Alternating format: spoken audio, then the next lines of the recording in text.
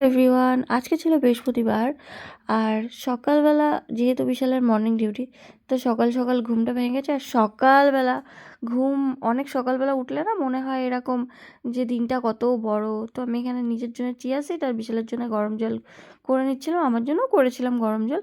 কেননা যেহেতু গলাটা খুব ব্যথা করছে মাঝে সাঝেই, তো গরম জলটা একটু ওকে দেওয়া উচিত। আর আমি তো ডেইলিই খাই। তারপরে ঘর-দর ঝাড় দিয়ে নিচ্ছিলাম, ও গেছিলো ফ্রেশ হতে।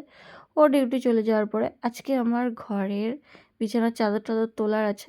কেননা ও এত বেলা পর্যন্ত ঘুমায় যে আমি আ সবকিছু গুছিয়ে উঠতে পারি না। একটু ঝামেলা হয়ে যায়, লেট হয়ে যায়, আমার চান করতেও লেট হয়ে যায়।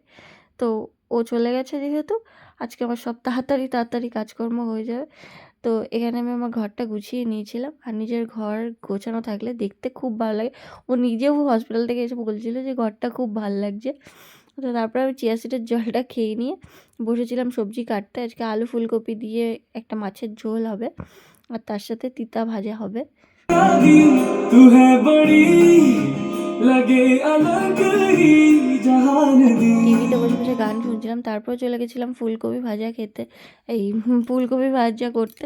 আর বিশালের জন্য এখানে ভাতটাও রেডি করে নিচ্ছিলাম, যেহেতু সকালে খাবার পাঠাতে হবে। পাপি খাবার নিয়ে যাবে এখন।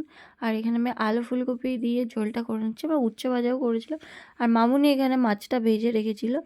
তো মাছের ঝোল টোল করে আমি বসে গেছিলাম খেতে সকালের খাবারটা।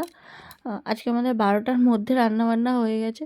আর সকালে এখানে সিম্পল খাবারই ছিল। তারপরেই বসেছিলাম আমি।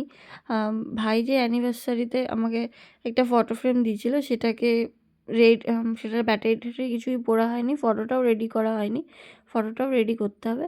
তো তারপরেই চান টান করে এসে একটু বিস্কুট খেয়ে নিলাম। আর ও যেহেতু প্রেগনেন্ট, ও মাঝে সাঝে আমার কাছে আসছে, এসে ডাক দেয়। তো আজকের ব্লগটা এই পর্যন্তই। তো দেখা হবে নেক্সট ব্লগে। তো আজকের জন্য বাই বাই।